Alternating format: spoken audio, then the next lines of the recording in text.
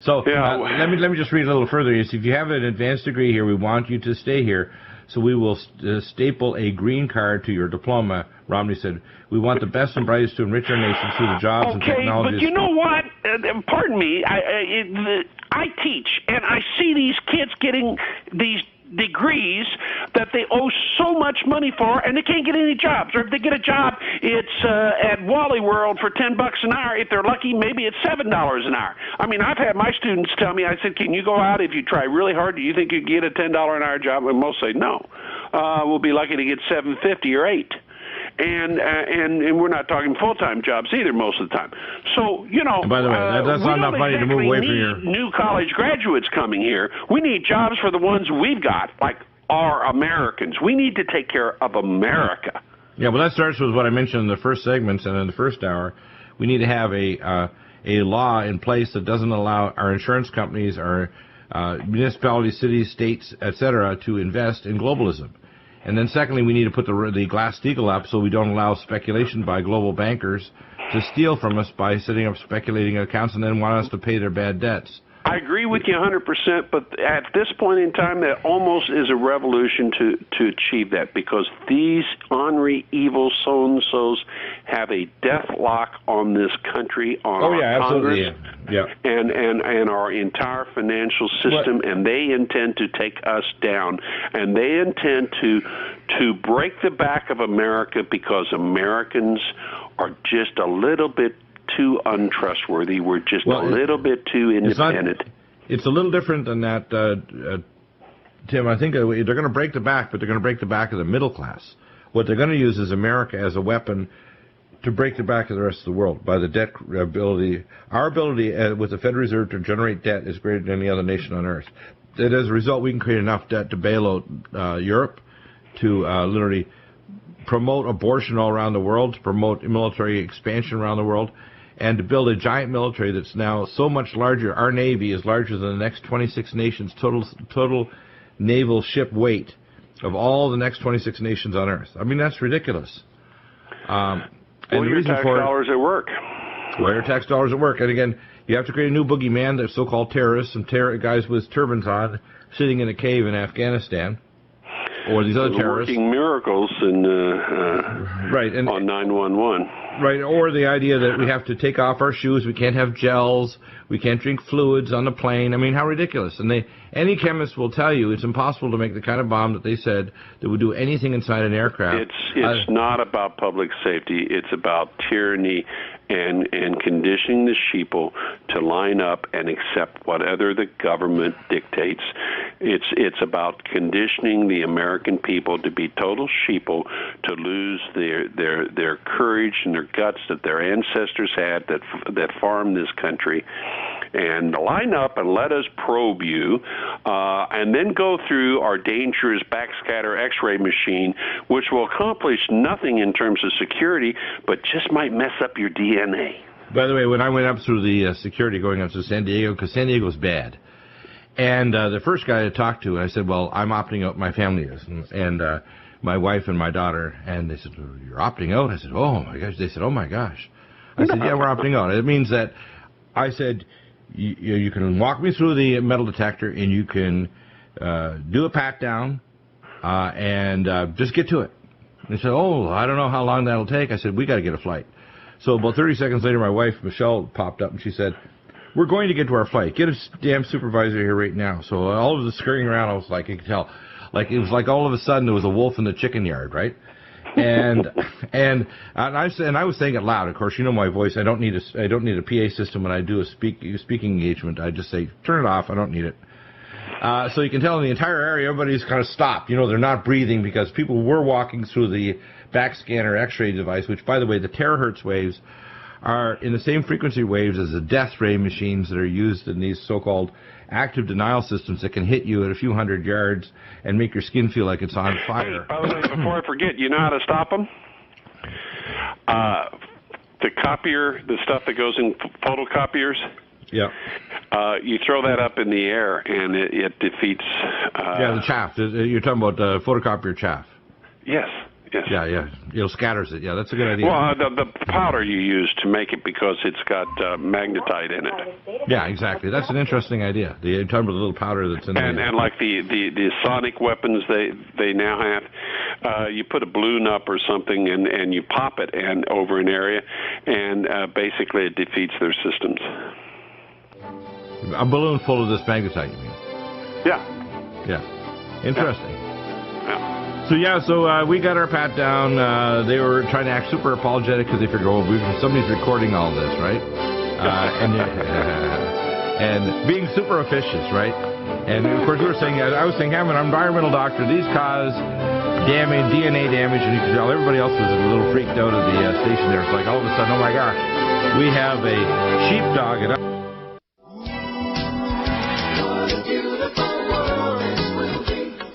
Welcome back, and our nuclear expert joins us, Chris Harris. I just want to repeat what the proposal was to Senator Wyden, and I'll be back in contact with him right after the show today and his assistant. My proposal was that you have, say, 100 aircraft with a recording device to record in millisieverts per hour and counts per minute, and with the GPS coordinates, which you can have on a cell phone, GPS coordinates and their altitude. So you could actually map out in real time exactly what the radiation levels were, because you don't know what the background is. The radiation from Fukushima now 1.25 years after it, 1.25 in a third of a years after Fukushima, we know that radiation has circulated the planet many times. So there's a background level. And what we need to do is, for example, let's say that we had flights this week from Portland to San Diego, or say from Chicago to Los Angeles. And we found out that, in most of the flights, we've had a certain curve of radiation. We get to a certain altitude, and you're going to have a certain amount of background radiation. If you go to the NOAA website, they give you a range for certain altitudes at certain latitudes. If you go to latitude of 35 degrees or whatever.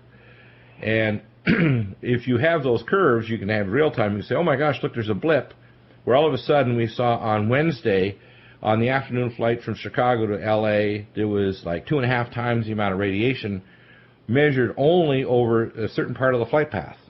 You could then create a graph and say at 15 to 20,000 feet there was a radiation plume that was heading in a specific direction. You could develop maps. You could actually work out velocities of, I call plume velocity maps, and distribution maps where you can actually create a graph of that. And why is this important? It's important for civil defense. It's important to know if it's going to land in rain over crops, if it's going to descend to lower altitudes, if it's going to go not only over North America, but continue on, go into Europe and all the way around, or if it's going to be transpolar.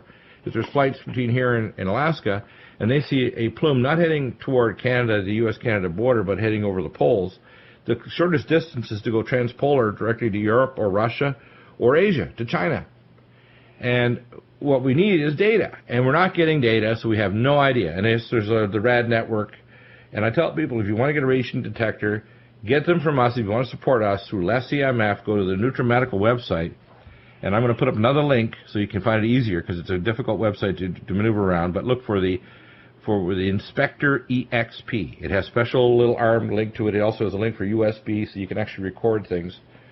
But what do you think of that proposal, Chris? Does that make any sense? We need data. We don't have a damn thing. There are a few people collecting a little data, like Michael Collins in Santa Monica and a few other people with a RAD network, a radiation alert network. But this is very sparse. It's not run by the government. The government's not sharing information with us properly at all. They're not testing fish, not testing waters, they're not testing the black or the Kiroshi current that comes from Japan. We're getting absolutely zip all from the government and the FDA and the Nuclear Regulatory Commission, and it just ticks me off that we're not having data. And it would be that simple. 100 detectors running on flights every day that would give us actual data, and nobody needs to touch it. The airline stewards don't need to freak out. They can continue making coffee and smiling and being personable. Little radiation detectors just go along. Don't need to turn on the audio to freak people out that it's 1,400 counts per minute now or 5,000 counts per minute. Just let the sucker record it and send it to ground by Wi-Fi network, because all these planes now have Wi-Fi.